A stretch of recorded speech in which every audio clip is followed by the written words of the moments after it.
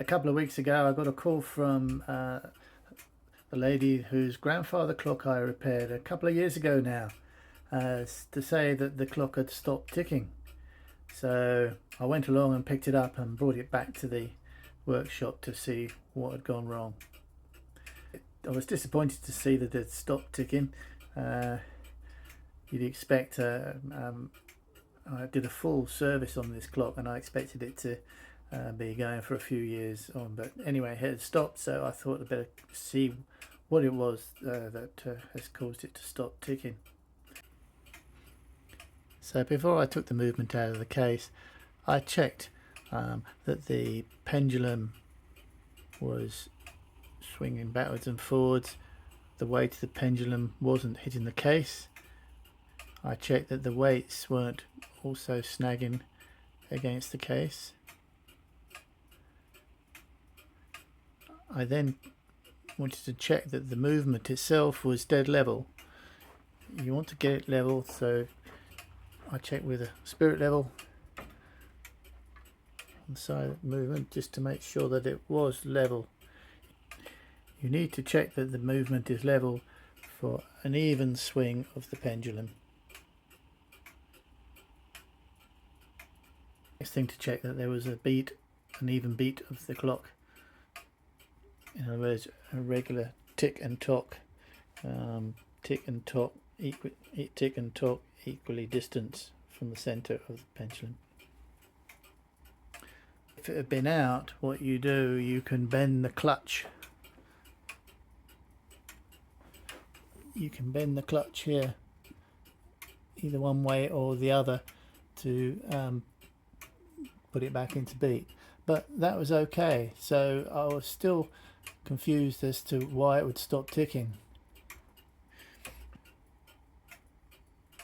The weight was okay, the pendulum was swinging, but it still wasn't. It still was stopping after a minute or two. So at the time I had completely cleaned this movement and checked that the spacing between the wheels were okay, so no bushes were required in the end. So I didn't think there was a problem with the movement itself between the wheels between the frames. I thought were fine. So what else could it be? Then I looked at the escape wheel and the anchor escapement to see where the problem lie. In the end, it turned out to be something very straightforward. The crutch assembly, the crutch and anchor assembly, is attached to the side of the movement with a brass plate, and that is held in place by two screws, and that sets the height of the anchor above the escape wheel.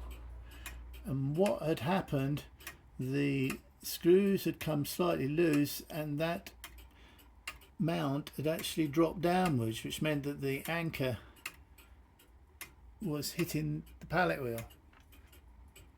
And what we found was that the anchor was therefore not the right distance away from the escape wheel, and it was enough to stop the escape wheel from turning. So essentially the anchor arbor here had actually dropped down and the anchor was hitting the pallet wheel. So there's the brass plate that holds the anchor arbor in place, and that had slipped down, so I just had to raise it again and tighten up those screws. So that's the only part of the movement really which isn't set in place by the two plates. It's actually held by the two screws, one either side of the plate there. So I was pleased it was something straightforward. I was starting to doubt my own capabilities in repairing clocks, but fortunately I've lesson learned.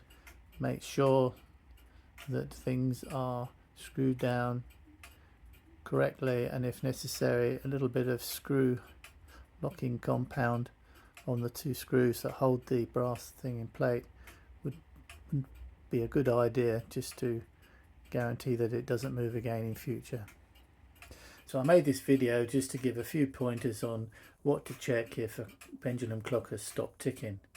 First thing to check is that the movement is level, so you get an even swing of the pendulum. Check that the pendulum weight is not hitting the case.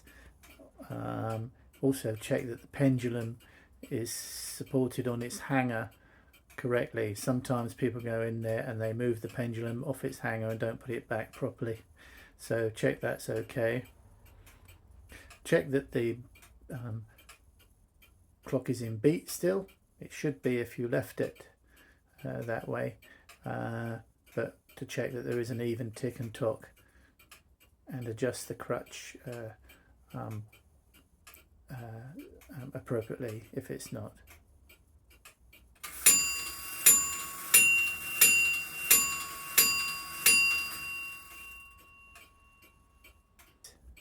Okay, well I hope that video has been of some use, and I'll see you very soon in the next video. Bye for now.